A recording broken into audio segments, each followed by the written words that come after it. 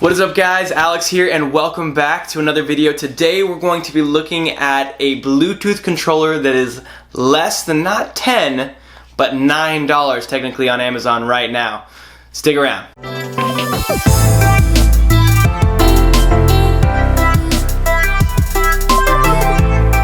What is up guys, Alex here and welcome back to another video. Now today we're actually going to be doing a review from something that you guys suggested and wanted, and that is the Moga Bluetooth controller. Now this guy is incredible for a lot of reasons, and the biggest of which to me is its price point. It comes in as of July 22nd, 2016 at a price point of $8.95 on Amazon, and that's with Prime shipping. And with that price, you get this cool little leather bag deal, carrying holder pouch thing that just opens up.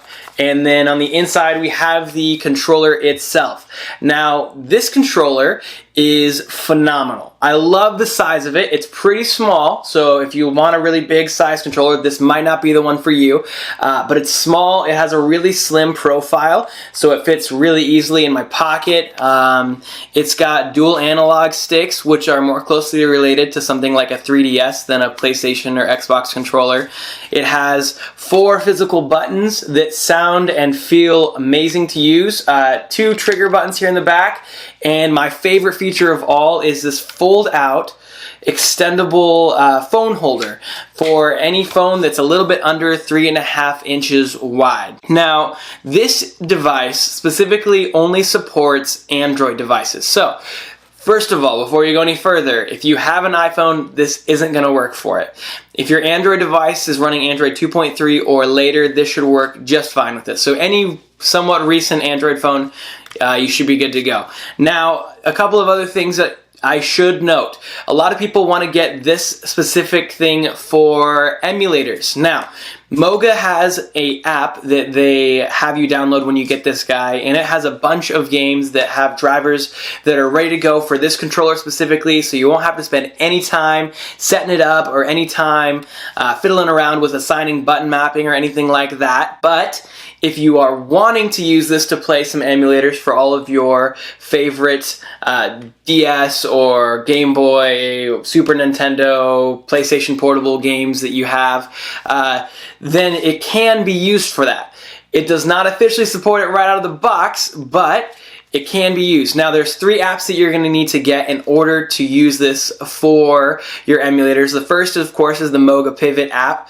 The second is the Moga Universal Driver. And lastly, you're going to need to get the Moga Virtual Keyboard app. Now, those are all free on the Android Play Store, so just download those and run the drivers on that, and you should be good to go to use this guy to run all of your favorite emulators. So let's get into some positive sides of this keyboard. First and foremost, the price. At under $9, you're not going to find a better Bluetooth controller out there on the market. With over 1,500 positive 4.5-star overall reviews, this guy has been tried and true by many and is loved by many because it's great. Secondly, I love the buttons. As I was saying earlier, this has great button feel and layout feel. They even sound really cool too, but they're just really tactile, really great to use, have great feedback, and I love that. Thirdly, I love the fact that it runs on batteries. I have so many things that I'm constantly charging whenever I go places. It's kind of nice just to be able to pop in a couple of AAA batteries here in the back and be good to go. Lastly, I love this phone holder. This thing is great.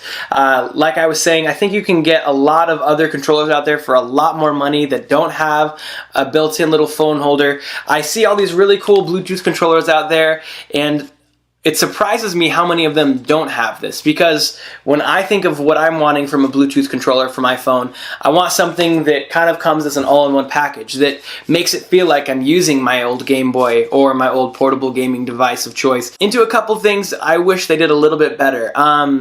Obviously, it's kind of hard to complain when you're coming in at this cheap of a price point, but some better native functionality with some of the emulators out there would have been hugely popular with the community, as a lot of people who are getting this are mostly using it to play their old Game Boy games that they have and run all those emulators, and having to download 3 apps and try to figure out how to map all of the buttons assignments, that can turn a lot of people away from using this over something that maybe has native support for that. So that's a big negative. Lastly, I know that people might not like the thumbsticks. Now for me, it's wonderful. I love that it's got this great profile, super slim, super sleek bezels, all that good stuff, and I kind of like these kind of thumbsticks. I think they're a pleasure to use. They remind me of my 3DS. But for others, they might prefer that PlayStation, Xbox, big, round, usable thumbsticks. But what really makes sense for me is just being able to put this in my pocket and not have to worry about breaking any thumbsticks or messing with any of the controller on this. So that slim, sleek design works for me, but I know for others, this smaller form factor might not be a favorite. But that just about does it for this video. If you like this review, make sure to like the video. If you loved it, make sure to sub to the channel. And I'm going to include a little how-to video that I found on YouTube already of a guy who was giving you a step-by-step instruction as to how to hook this up for your favorite emulators out there. So if you do want to pick this up, you can watch his video and he'll give you the step-by-step guide to how to get it running on your emulator of choice. Other than that, guys, I will see you in the next video. Peace.